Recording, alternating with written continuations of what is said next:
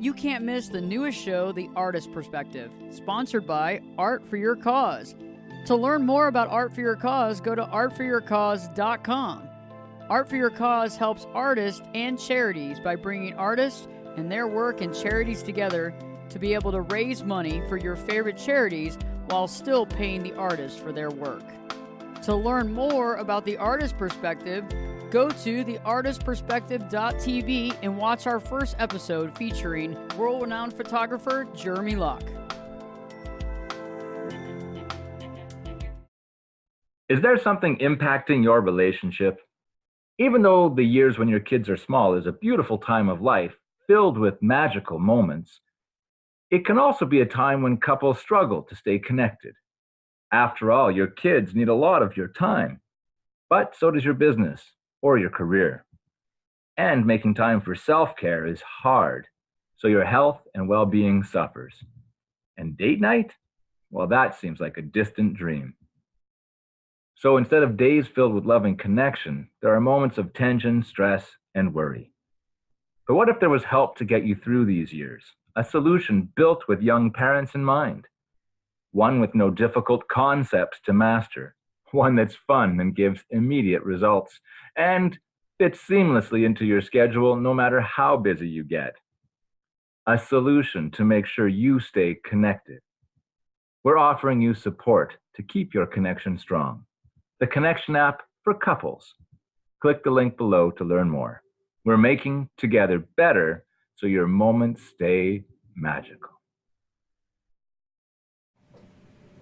Hey friends, Ashley Burgess back today, and today we're in the live discussion about marriages, about, sex and marriages, and we discussed, last week we were discussing about sexless marriages and how common it is to be in a marriage where there is little to no sex. And I think that anybody that's in this situation, there's a lot of things going on. It can't just be all put into one understanding or one commonality, right? There's many issues to the reasons why, if you're experiencing this, why you're experiencing this type of marriage. And what I found is that, usually the marriage doesn't start like this, right? So over a period of time, things change. Many of us are dealing with stress, we're dealing with anxiety, we're dealing with lots of commitments, lots of responsibilities. So we have that going. Some of us are in marriages where we're not feeling love or connected. Some of us are independently dealing with our own issues, our own health issues, health scares, body image disorder, body dysmorphia. There's a lot of things going on. And today we're going to really peruse and understand what's happening and the reasons why a lot of us are finding ourselves in what's coined as a sexless marriage. Joining me in studio, actually joining me from Canada, a good friend of mine, the creator of the Connection app, and also he's the CEO of the Connection app, Rnold Smith. Rnold, I'm so glad you're joining me, and because you are an expert on understanding and couples connecting and all that great stuff, I thought it would be great that we're doing this show together. How are you doing today? Oh, great, Ashley. Yeah, thanks for having me on. I mean, it's such an important topic in terms of having people be happy and satisfied in their relationship. So I love talking about this stuff. So it's interesting, last week we were talking about the introduction to the sexless marriage and what's happening and why so many people are in this situation. Do you have some stats on what a big deal this really is? Well, it's kind of crazy, as I was digging into the research, how prevalent it is. But one of the things I found really remarkable was that it wasn't just the sexless marriage, but sex overall has been going down, especially in North America. So, for example, in the United States, up to 1 in 4 people, or close to 1 in 4 people, had no sex in the past year. And that's crazy.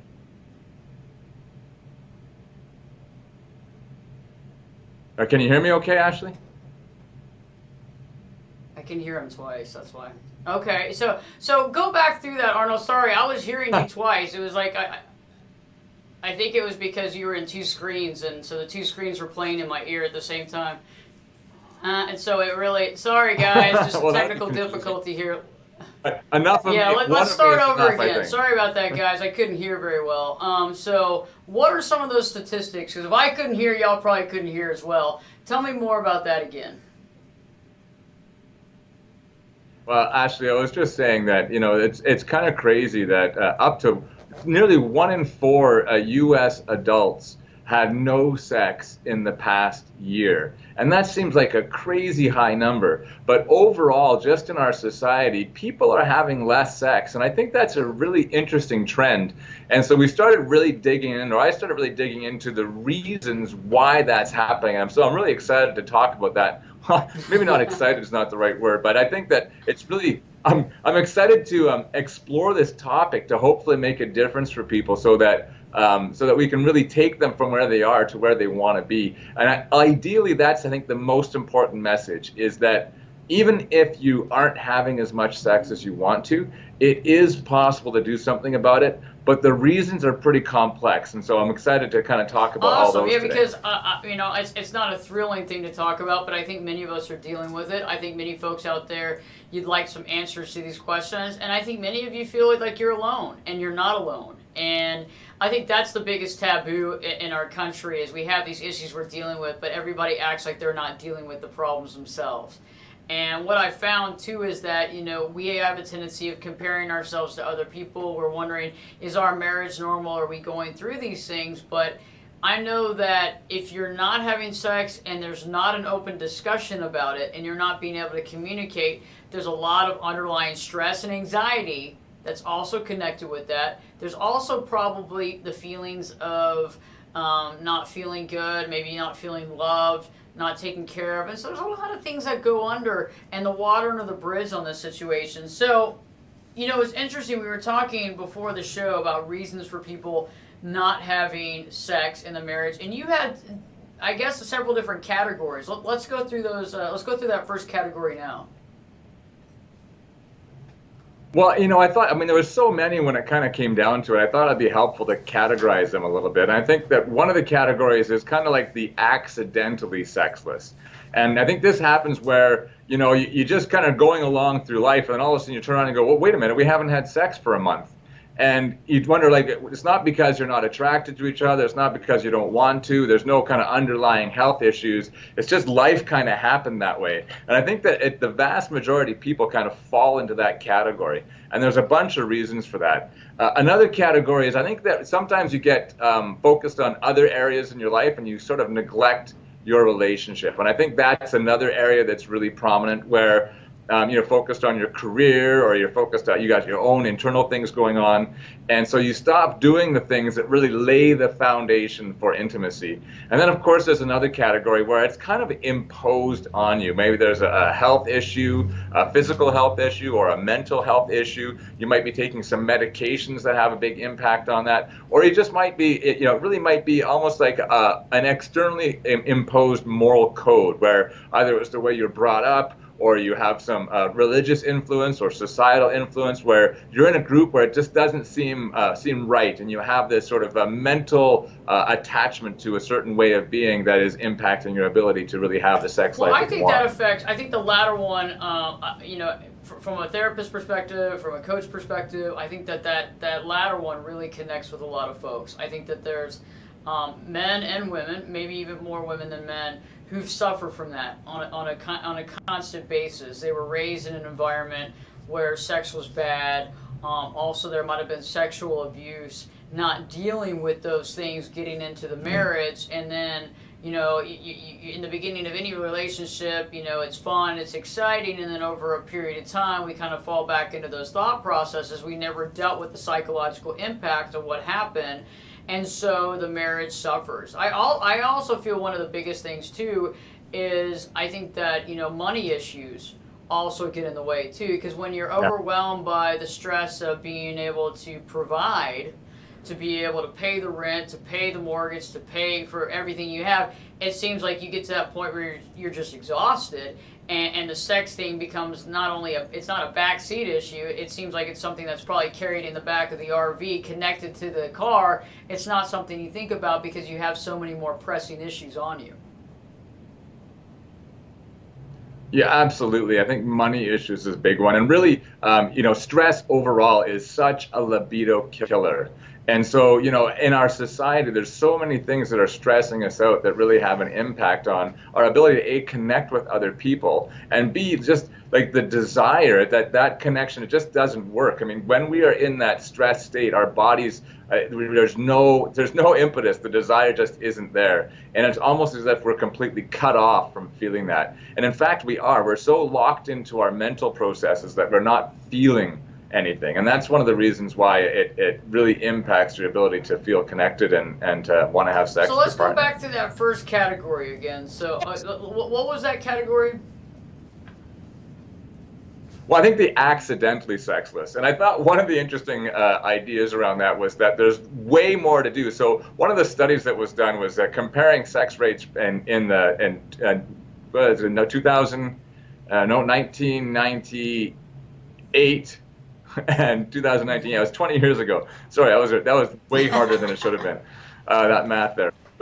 But one of the things they said is like there's just so many more things you can do at 10 o'clock at night. There's just so much entertainment, whether it be social media, whether it be like really great television, whether it be sports all day long. There's just so much entertainment that there's this kind of a pull to doing that instead of actually connecting with your partner. I thought that was a really interesting thing, that people might be entertaining themselves in other ways, and that's one of the reasons why their sex life is going down.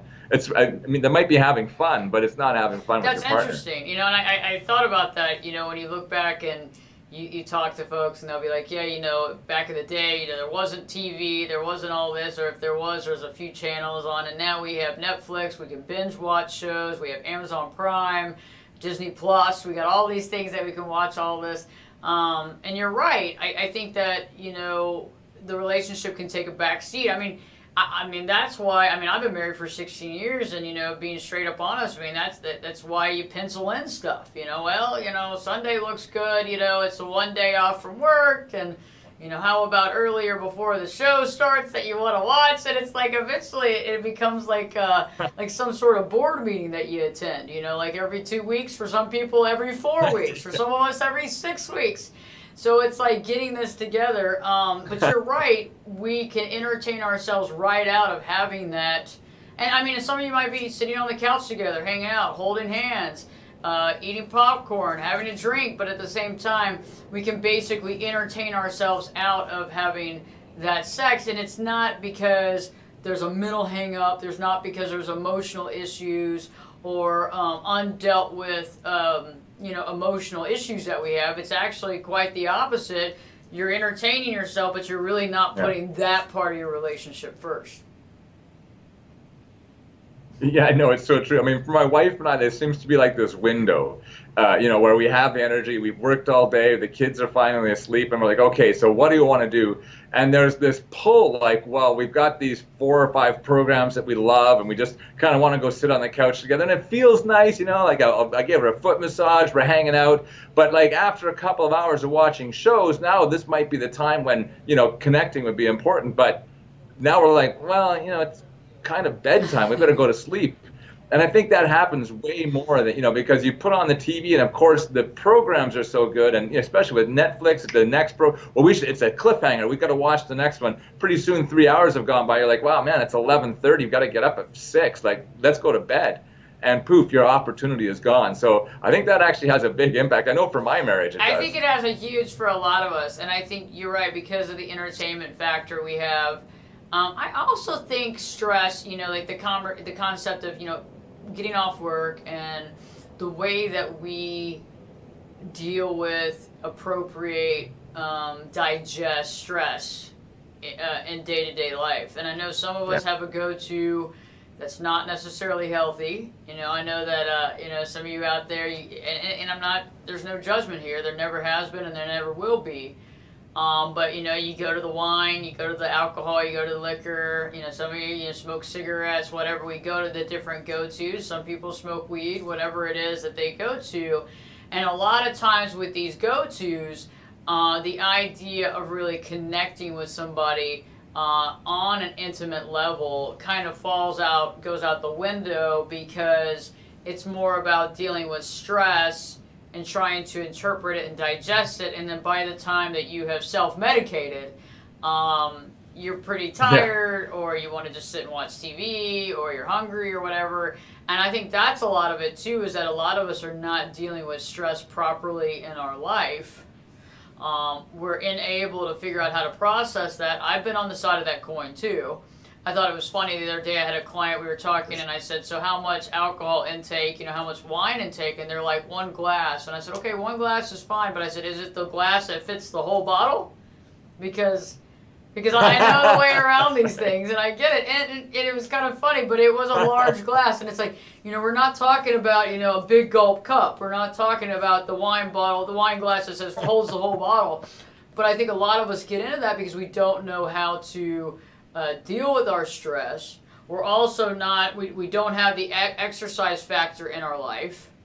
We're drinking too much caffeine during the day, and then we get home and we're trying to decompress, and the last thing you're thinking about is having connection with your spouse. Yeah, absolutely. And I'm guilty of all those things too. You can say like, there's no perfect people out there, like sometimes on the outside you can see like, oh, they've got it all handled, but it's just not the case. We all slip up once in a while. We all have our vices and our neglects.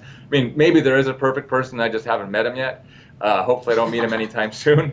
But anyway, so like I think money issues and also there's kind of this idea of like mismatched libidos. Oftentimes we kind of accidentally into the sexless marriage because we have this a different approach or a different amount of sex that we want. And I think oftentimes that can really create that that just accidentally you're just not having sex because you just feel kind of neglected or I can't think of the word, but you feel rejected. I know Rhino with neglected. You feel rejected, and so then you just kind of feel like, well, it's just because they have a different libido and you haven't talked that through. And I think that can have a big impact as well. And on top of all the things around self-medication and just really feeling stressed and not taking care of yourself. Yeah, the mismatch. That's interesting. I don't think a lot of us, and I think in the beginning, see that's the caveat. That's the issue. Is that in any relationship, I think in the beginning of a relationship, it's new. I think that part of the human condition and part of the problem, not maybe the problem, but part of the issue is the fact that I think if we did a poll of everybody that's on YouTube, Facebook, they would say that the first 6 months of a relationship is the most fun. I think that you would have to say that the newness is interesting, and I think in the newness of any relationship, there's more sex. Okay, and so I think that we miss the fact of understanding that mismatching, because in the beginning it seems fine. Even if somebody has a higher libido, they're kind of getting what they want, they're somewhere in the middle, it seems to work. But then eventually the person that has a less desire or is dealing with some emotional, mental stuff that they haven't dealt with prior to the marriages, also that's playing that record in the background when they're thinking about having sex. Maybe they're judging themselves, and so all of a sudden that starts tapering off for one person, but the other person's like, wait a second. I got into this relationship and we were doing it XYZ times a week, and now, and so they start taking it personally, as if the other person is losing interest or love or what have you, when in reality, I think we have all these different, we have all these different layers playing, libido level playing, and psychological aspects playing. And those are the things that nobody ever comes to the table and talks about. And if it is talked about, it's talked about in passing, but there's no solution provided, or there's no time to go to therapy to discuss this. And so there's a lot of things that are going on. And I think that sometimes, in life, there's discussions that come up in marriage that it's a touchy discussion. You don't really know how to deal with it. I have several clients where, the wife eventually says, hey, I was raped, or hey, I was raped in college, or I was raped in high school, or I was sexually molested as a child, and you have that, and that's something that really scares a spouse, because one, they don't really know how to deal with it, two, they're not trained to deal with it, and three, what do you say to somebody?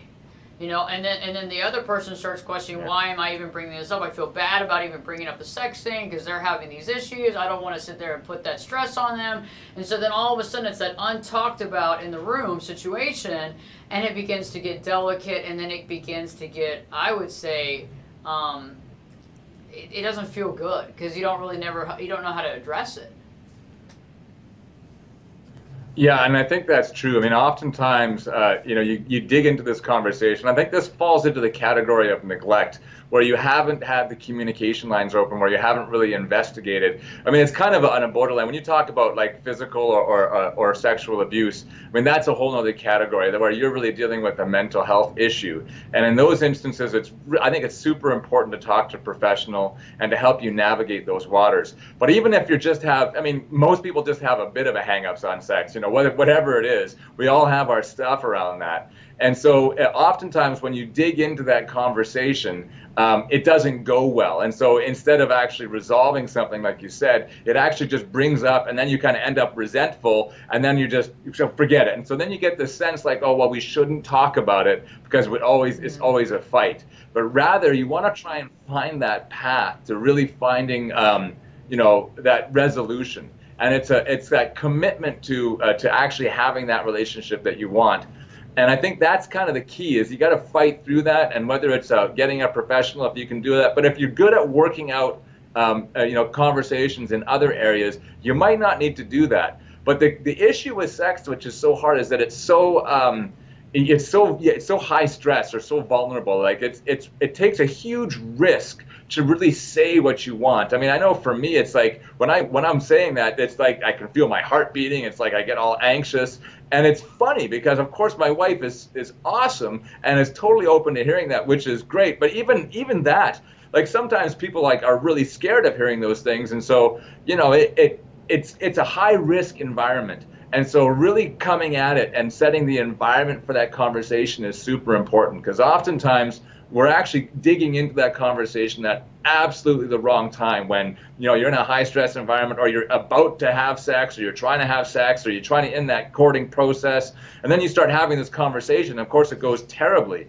And I think you really want to set the stage for that. It makes a massive difference when you try and want to have that conversation, to actually frame it the right way, make sure you have the time to get through it, and you're feeling really connected. Because if you don't feel connected in that conversation, then oftentimes it just goes badly, and then we don't want to talk about it anymore. That's so true.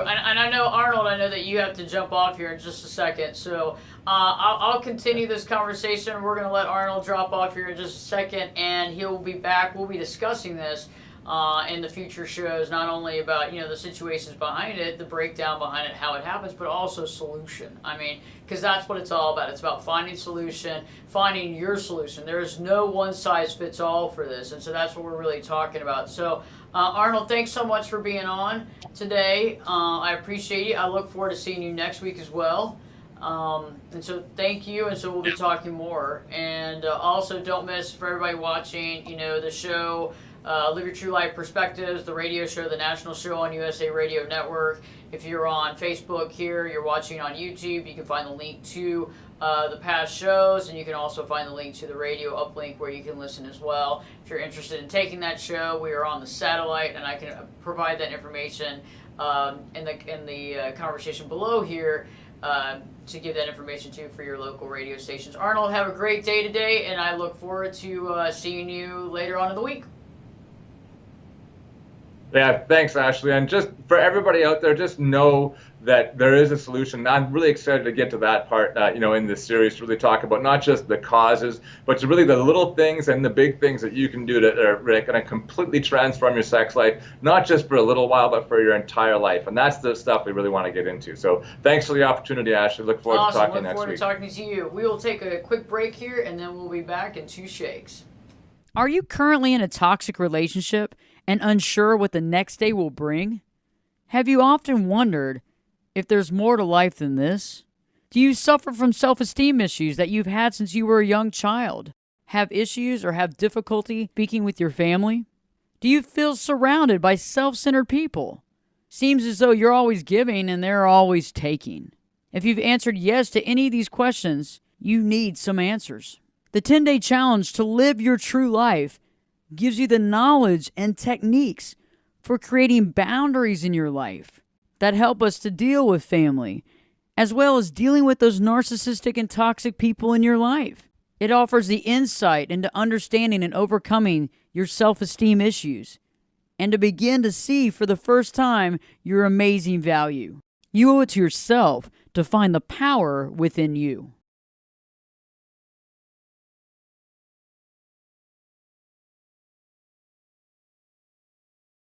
Hi, my name is Reginald Harvey, and I'm a wellness champion. I just published the medical memoir Anatomy of a Patient to inspire those affected directly or indirectly by a life-threatening diagnosis. Do you know or have a family member or dear friend who is suffering from catastrophic illness or debilitating disability? This is a conversation that few people are willing to have, and I want to have it with you. You can hear me on Live Your True Life Perspectives with Ashley Burgess. For more information, go to reggieharvey.net. Hey friends, Ashley Burgess back today, and it was great talking to Rnold because he has a wealth of knowledge about reasons why we obviously are not having sex in marriage, and it's so different for all of us, and there's so many factors, but what I realize is that it does cause stress in our lives.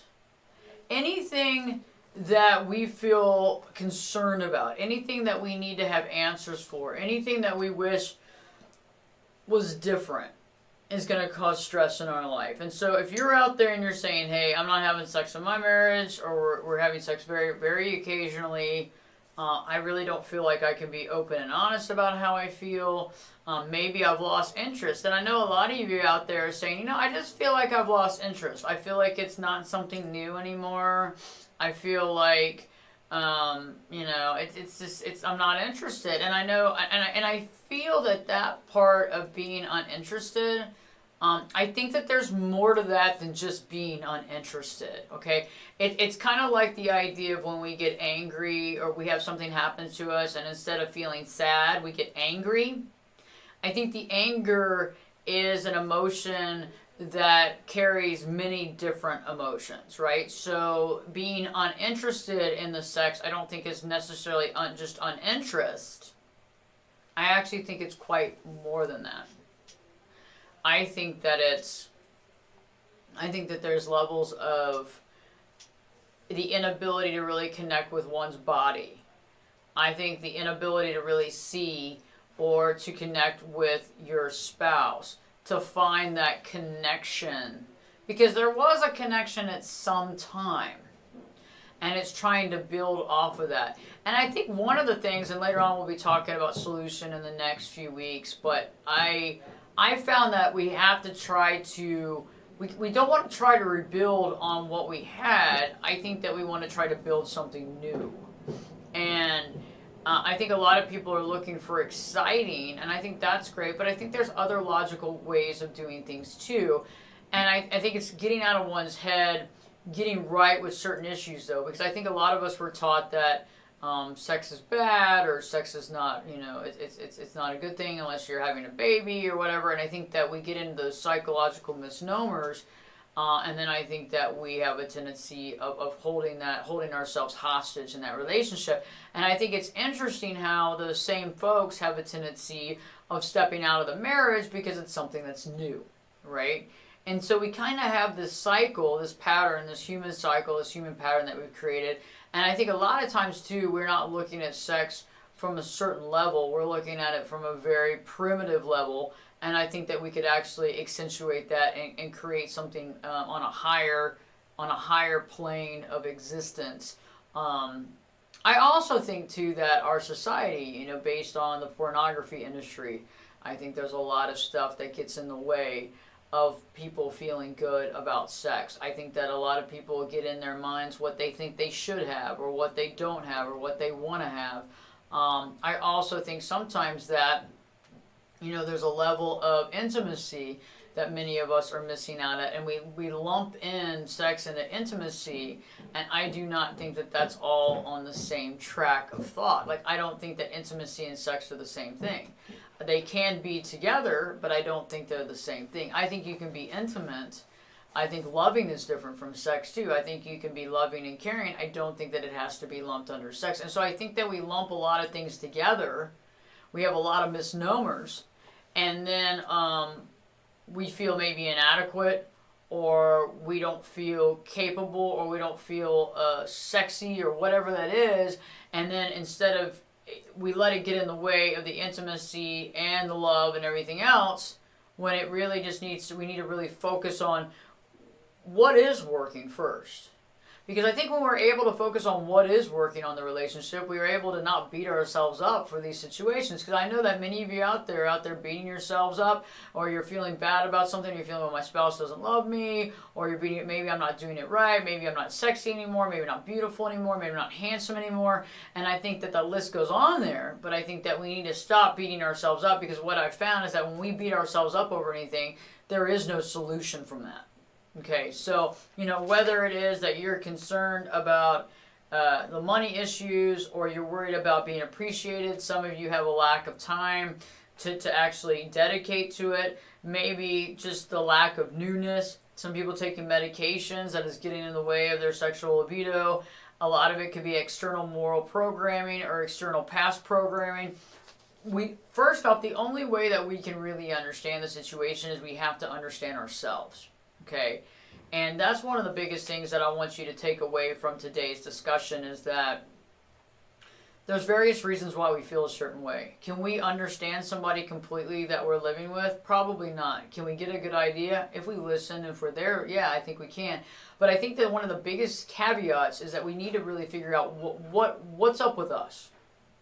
Okay, what's in our headset? What are we thinking? What are we going through?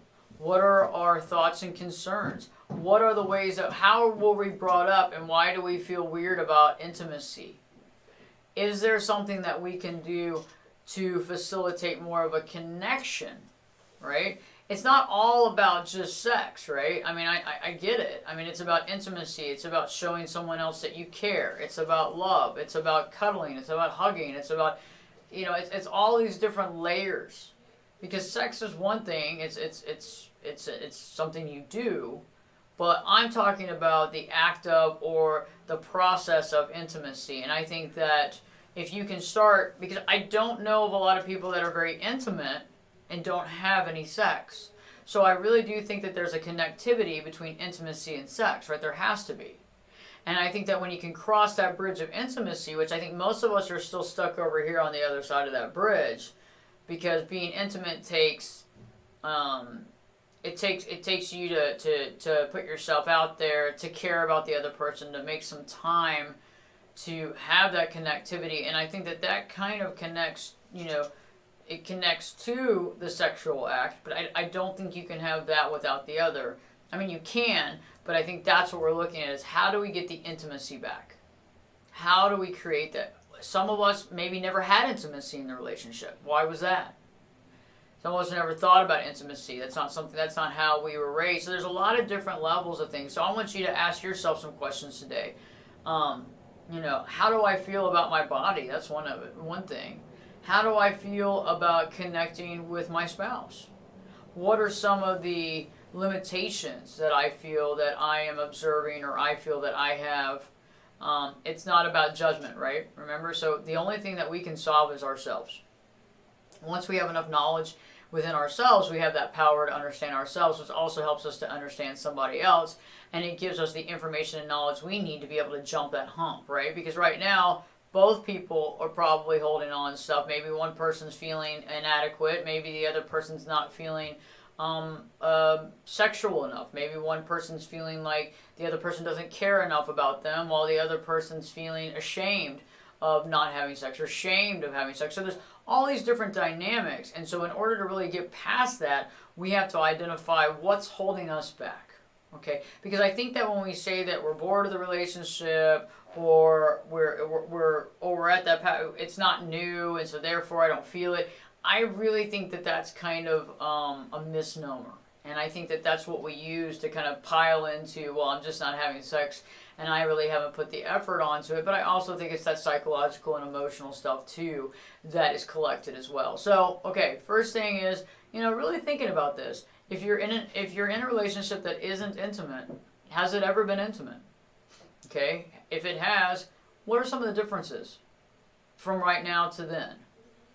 If it was in the very beginning of the relationship, okay, so there was a newness factor, but then what changed over a period of time? Was it responsibilities? Was it what was the reasons? What got in the way?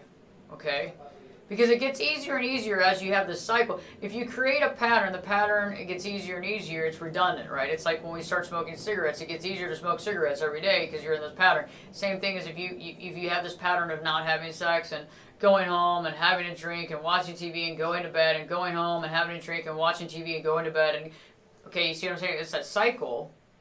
We get used to that cycle, and when we try to overcome that cycle, overcome that pattern, overcome that repetition, we might feel a little fish out of water. We might feel, how do I pose this? How do I bring this up?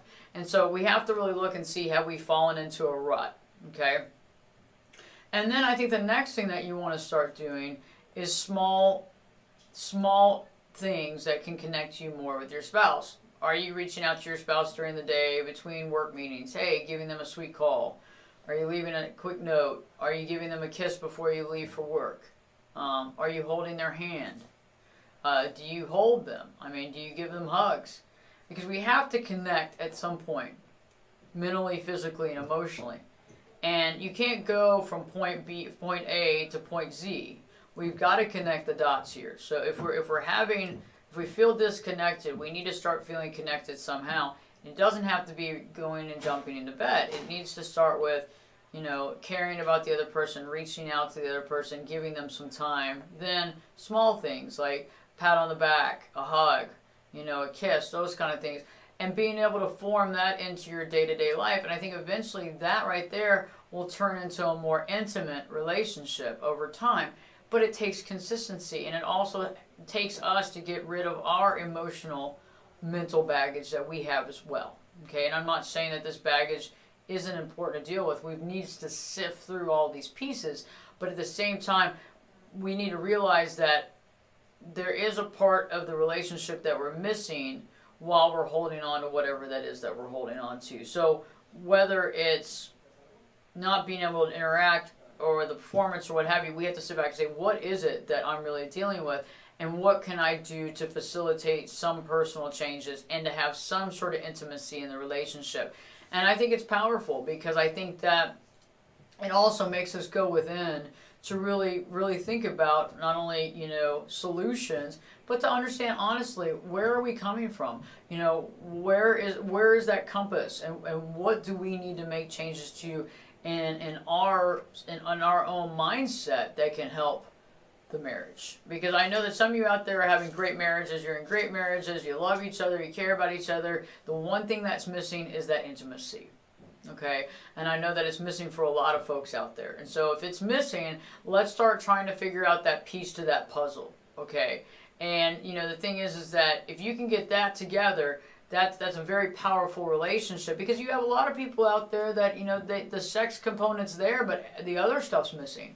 The friendship, the connectivity, the unity is missing, right? And so I know that many people out there, many millions and millions of people, have a good relationship. You love your spouse, you care about them, they're your best friend, but it seems like it's hard to have sex with your best friend. So we got to figure out how to create that intimacy and how to get over that mental stumbling point that's causing a lot of us pain and suffering in our life. So start making, start creating a journal of your own thoughts. When you do want to get intimate, what gets in the way? What are the thoughts that get in the way? Are there things that you're doing when you get home that get in the way of intimacy? Are there things in your own life that you need to change? So if you're going home and drinking a whole bottle of wine, that probably needs to change. You see what I'm saying? That self-medicating is not helping. It's certainly not helping your health, okay? But there are certain things that we're doing, we're self-sabotaging ourselves, we're getting in the way of having that intimacy time. Another thing too is just allowing yourself to be. A lot of us overthink every single thing. We worry about everything. So if that's you, that worrying and that beating yourself up is not helping you to feel more intimate or loved. That's actually making you feel even worse. So being able to understand the inventory of what's going on through your mind, how are you feeling, and what you can do, small things that you can integrate into your daily life to add to the connectivity between you and your spouse, to feel like you're actually going into the right direction, and to actually begin to pull together the forces. Because I think over time, if you actually do spend time doing that, you're going to get more intimacy, you're going to feel more love, and you're going to feel more comfortable, right? with taking that to the next level, i.e. sex. So I hope this video has helped you. We have a lot more here in the future on solutions, ideas, and concepts, because I've also done a lot of research, and I don't feel like, I know that a lot of people say, well, I had sex back in the very beginning of the relationship. We haven't had that. It's been an uphill battle, and I think that I get it. But we're not trying to reestablish the beginning of the relationship. We're going to try to create a new chapter. And I've been doing a lot of research and some interesting things and concepts to create this intimacy, to bring this intimacy, and I want to share that with y'all. And so today was just a tidbit of that so that you can kind of get that into your mind and thought process. And the biggest thing here is don't judge yourself. There's more people than you know that aren't having sex in their marriage. You're probably having more sex in your marriage than most people you know. Okay, so, and it's not a judging point. It's not, I'm not a good person because of it or whatever, I'm failing. No. So let's stop the judgment as much as possible, because I've beaten myself up over things in my past throughout my life, and every time I've done that, it hasn't helped me get anywhere. It's helped me question myself, and it's helped me feel worse about myself. So stop judging yourself on that and allow things to be, and let's start really working on creating that intimacy, but also being okay with us feeling that we want to be intimate or we want to be romantic, and that's a very powerful thing. Rod, thanks for running the show today. Appreciate it. Good work. And in the meantime, we'll be talking more about marriage, how to get that sex back, but mostly how to get that intimacy, that connectivity, and that feeling of love, because that's what all matters, and I think the rest of it will begin to follow. I hope you have a great rest of your day, and I look forward to hearing from you. I know it's a touchy subject for a lot of people, so it's hard for a lot of people to commit and to connect. And I know that it's hard to comment on some of this stuff too, because, a lot of people don't want to show their cards on that. And I understand that, but it is a community.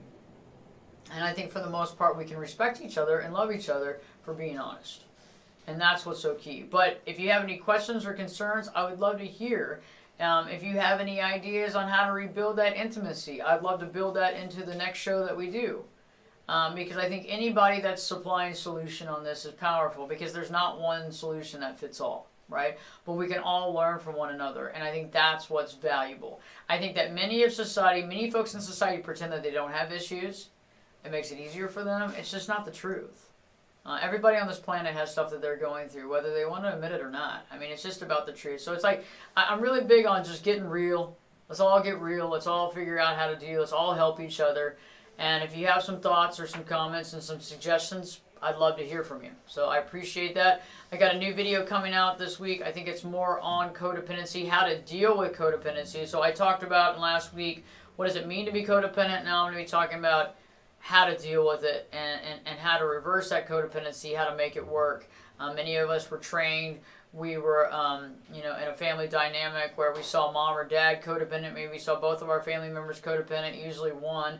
And we watched how they lived their life, and we didn't know what codependency was. We wanted to be like mom, we wanted to be like dad, and because environment, teaches us how to be, we fell into that category, and that codependency has been robbing us of our independence. It's been robbing us of our own unconditional self-love, and it's been putting us in complete toxic relationship cycles, relationship after relationship after relationship, that has really beaten us down. And so that's why I was doing the series. That's why I created the series, because if you're codependent, we got to work on this, because we can really get that independence back and we can stop that toxic cycle. And that's what's so important, because you deserve to be happy. You do not deserve to feel beaten down, abused, taken advantage of, or feel like a shell of a person, because that's just not right. So we want to reverse that tide. That video, part 2, will come out later on this week. I hope you like it. Please comment. Let me know how you feel. Share it with your friends and family, anybody that you think needs the information, because